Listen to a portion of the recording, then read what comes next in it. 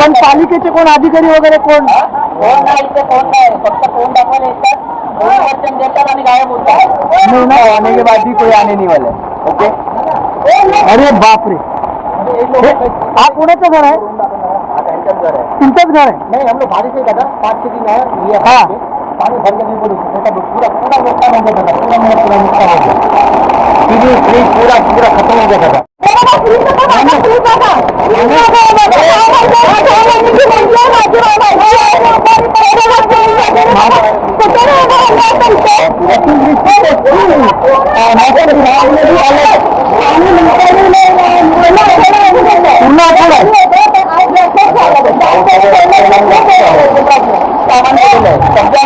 पण पालिकेचे कोण अधिकारी वगैरे कोण नाही, इथे कोण नाही, फक्त फोन दाखवायला येतात, देतात आणि गायब होतात. नहीं ना आने के बाद भी कोई आने नहीं वाला है. ओके. अरे बाप रे, हा कोणाचं घर आहे? तुमचंच घर आहे? नहीं, हम लोग बारिश से दादा 5 दिन है, ये हाँ पानी भर के नहीं बोली पूरा नुकसान हो गया था, पूरा नुकसान हो गया, पूरा खत्म हो गया था.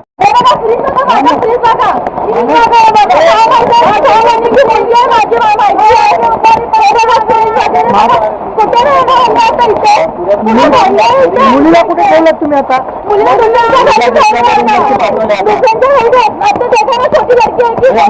छोटी मुलगी दुसऱ्यांच्या घरी ठेवलं आता फायदा करून त्या दुसऱ्याचं नुकसान करतात.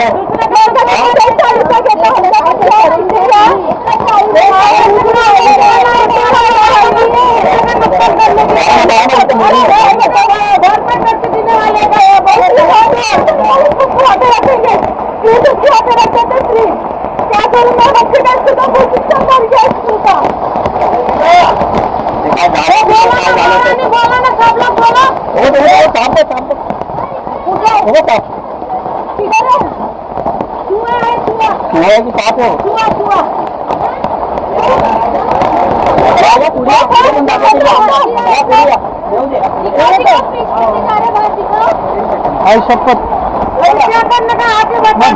ये दृश्य है बसई विरार की उस नाले सफाई का प्रत्यक्ष प्रमाण कहा जाएगा कि आज लोगों के घरों में पानी घुसा है और यह अतिवृष्टि को मौसम विभाग ने भी अलग जारी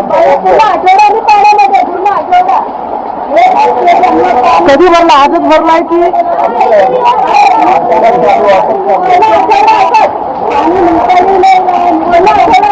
पूर्ण आठवडा आहे?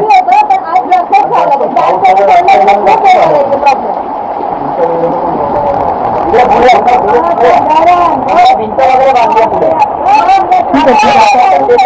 पाच कसं करून देतो.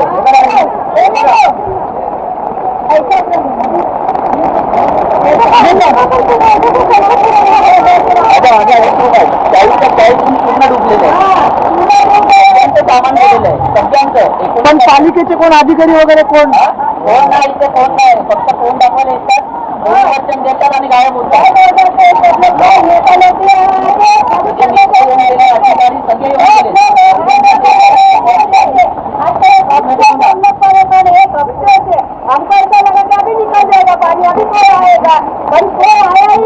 कोई आने नहीं वाला है सर. हाँ भी कोई आने नहीं वाला है.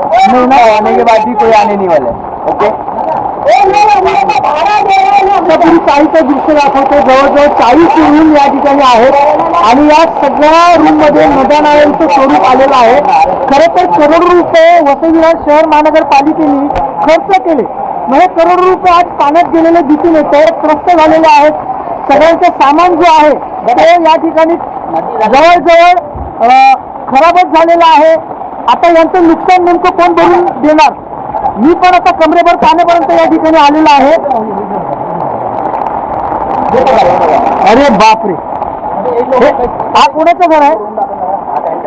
तुमचंच घर आहे? नहीं, हम लोग बारिश से दादा 5 दिन है, ये हाँ पानी भर के नहीं बोली पूरा नुकसान हो गया था, पूरा नुकसान हो गया, पूरा खत्म हो गया था.